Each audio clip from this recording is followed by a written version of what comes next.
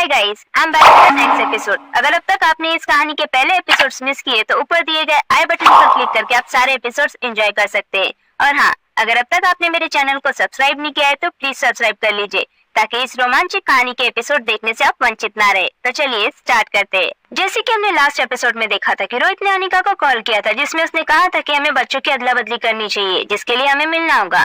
इसके पहले कि अनिका कॉल डिस्कनेक्ट करती है, रोहित बड़े ही प्यार से अनिका से पूछता है कि खाना कैसा था।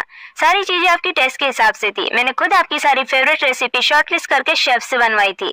रोहित की इस रोमांटिक बात का अनिका बहुत ठंडा जवाब देते हुए कहती कि आपको ये सब करने की कोई जरूरत नहीं थी। गुलेरिया परिवार में अनाज की कोई कमी नहीं है। इस बात पर हंसते हुए रोहित ने कहा कि वो तो है, मगर अभी वहाँ तुम्हारी किसी के साथ ज्यादा पहचान नहीं है।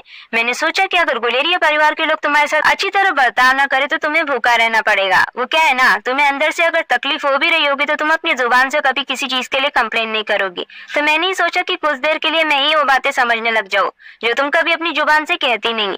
इन सारी बातों का अनिका एक ही वर्ड में जवाब देती हुई कहती कि फिल्मी।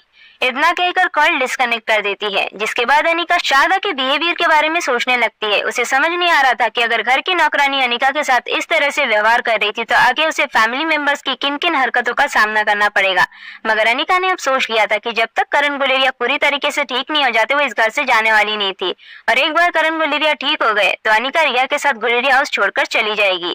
अगली सुबह अनिका की आंखें खुलती है और वो हॉल में पहुंचती है तो देखती है कि रिया और पिंकी स्कूल के लिए तैयार होकर नाश्ता कर रहे थे। अनिका ने आगे देखा कि रिया ने शारदा के पास प्लेट में पड़ी हुई केक मांगी, पर शारदा ने वो केक वाली प्लेट रिया की जगह पर पिंकी के सामने रख दी और रिया से कहने लगी कि इस तरह से खाने के टेबल पर किसी और का खाना छीनना अच्छी बात नहीं होती।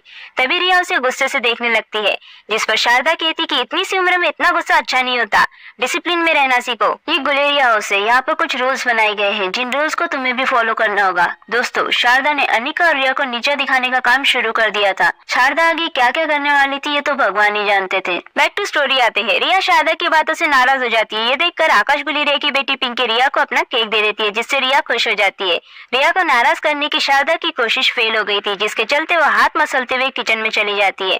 ये सब नजारा अनिका देख रही थी। जिसके बाद अनिका की मुलाकात आकाश से होती है। वो अनिका को मुस्कुराते हुए कहते हैं कि तुम्हारी नींद कैसी रही अनिका, सब कुछ ठीक है ना यहाँ? वैसे तुम्हें इतनी जल्दी उठने की कोई जरूरत नहीं है, मैं रिया को स्कूल छोड़ दूंगा, वैसे भी मुझे पिंकी को लेकर स्कूल जाना ही होता है। अनिका कहती है कि आर यू श्योर? आकाश कहता है यस डेफिनेटली। आकाश को थैंक्स कहकर अनिका फिर से सोने चली जाती है। अनिका जब उठती है उसे लगता है कि शायद अब तक रिया स्कूल से आ गई होगी, इसलिए अनिका रिया को बताने जा रही थी कि उसे तैयार होकर डैड से मिलने जाना है। अनिका जब कॉरिडोर की ओर जा रही होती है तभी अचानक अनिका को एक बूढ़ा आदमी नजर आया। उस बूढ़े आदमी की शक्ल पूरी तरीके से आग में झुलस चुकी थी। वो अनिका के पास आकर कहता है कि क्या तुम करण गुलेरिया की बेटी हो? उस बूढ़े आदमी के मुंह से ये बात सुनकर अनिका हैरान होकर कहती है कि ये बात आप इतने यकीन के साथ कैसे कह सकते हो? इस पर आदमी कहता है कि तुम राजीव जैसी बिल्कुल नहीं दिखती, तुम्हारी नाक तुम्हारी आंखें बिल्कुल करण जैसे है। जिसके बाद वो आदमी खुशी से नाचते हुए कहने लगता है कि गुलेरिया परिवार की बेटी मिल गई, कितनी खुशी की बात है। मैं तो कहता हूँ कि सारे शहर में मिठाइयाँ बंटवाओ, जश्न मनाओ। अनिका इससे पहले कुछ समझती। गार्ड्स वहाँ पर आकर उस बूढ़े आदमी को वहाँ से ले जाते हुए अनिका से कहती है कि मैम ये एक पागल है, बरसों पहले ये गुलेरिया हाउस के गेट के पास आया था और वहाँ से जाने का नाम ही नहीं ले रहा था। तभी आकाश सर ने इसकी हालत पर दया दिखाते हुए इसे गुलेरिया हाउस के सर्वेंट रूम में रहने की जगह दी, जहाँ उसे खाना मिलता है और हाँ, इसे मिठाइयाँ बहुत पसंद है। मगर इसने जब से सुना है कि गुलेरिया परिवार की बेटी मिल गई वो अचानक ही दौड़कर बंगले की ओर अंदर आ गया। इतना कहकर गार्ड्स उस बूढ़े आदमी को वहाँ से लेकर चले जाते हैं। उस झुलसे हुए चेहरे वाले बूढ़े आदमी की कहानी सुनकर अनिका दंग रह जाती है।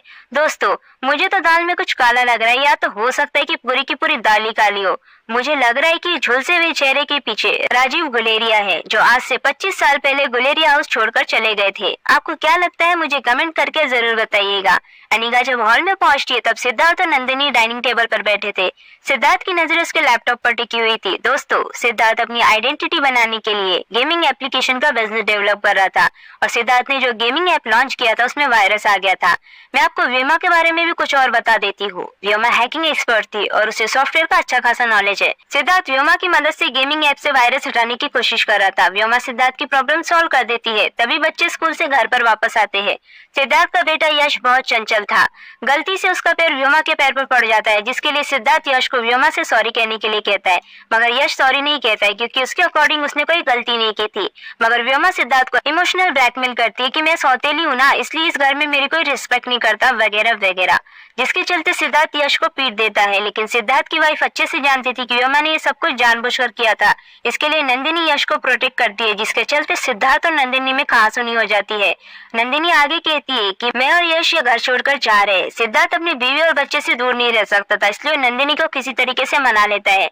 मगर व्योमा चाहती थी कि नंदिनी और यश आकर उससे माफी मांगे, इसलिए वो एक प्लान के तहत सिद्धार्थ के गेमिंग ऐप में वायरस इंस्टॉल कर देती है और साथ ही साथ सिद्धार्थ के लैपटॉप और मोबाइल हैक करके सिद्धार्थ और नंदिनी के बीच की बातें सुनने लगती है। गेमिंग ऐप में वायरस अटैक होने की बात सिद्धार्थ को पता चलती है, जिसके चलते वो बहुत परेशान हो जाता है। सिद्धार्थ को परेशान देखकर नंदिनी अनिका की मदद से निखिल कोटी भास्कर को कांटेक्ट करती है। दोस्तों, निखिल कोटी भास्कर और कोई नहीं है बल्कि वो राजलक्ष्मी का बॉयफ्रेंड है। निखिल कोटी भास्कर टेक्नोलॉजी की दुनिया का जाना माना नाम था। अनिका ने निखिल की उसके फाइनेंशियल क्राइसिस में काफी मदद की थी। साथ ही साथ अनिका उसके अपकमिंग प्रोजेक्ट में फाइनेंशियल हेल्प करने वाली थी। अनिका ने निखिल पर बहुत एहसान किए थे, इसलिए निखिल अनिका के कहने पर सिद्धार्थ की मदद करने को तैयार हो गया था। मगर नंदिनी जब ये बात सिद्धार्थ से कहती है तो सिद्धार्थ कहते कि निखिल फ्रॉड है, जो काम मेरी बहन व्योमा नहीं कर सकती वो ये क्या करेगा। तभी नंदिनी कहती कि तुम निखिल के बारे में गूगल पर सर्च करके देखो। जब सिद्धार्थ ने निखिल के बारे में सर्च किया तो उसे पता चला कि निखिल वाकई में जीनियस है। मगर फिर भी सिद्धार्थ इस बात को कंफर्म करने के लिए व्योमा के पास जाता है। व्योमा ने सिद्धार्थ और नंदिनी की सारी बातें सुन ली थी, इसलिए जब सिद्धार्थ उसके पास आता है वो उसे कहती कि निखिल कोटी भास्कर एक जाना माना नाम है, वो ऐसे ही किसी से नहीं मिलता है। इनफैक्ट मैंने उसे गुलेरे इंडस्ट्री में जॉब की ऑफर भी दी थी, लेकिन उसने वो ऑफर रिजेक्ट कर दी। ये सब करके व्योमा सिद्धार्थ के मन में ये बात डालना चाहती थी कि अनिका जैसी साधारण लड़की उस तक नहीं पहुंच सकती। व्योमा की बात सुनकर आकाश को भी लगने लगा है कि अनिका ने जिस निखिल का कांटेक्ट दिया है वो एक फ्रॉड है। तो दोस्तों, क्या लगता है आपको, सिद्धार्थ निखिल से कांटेक्ट करेगा या फिर व्योमा की साजिश का शिकार बन जाएगा? क्या शारदा की साजिश अनिका को मजबूर कर देगी गुलेरी हाउस से बाहर जाने में? जानने के लिए देखिए next episode. Thanks for watching. Do like, share and subscribe.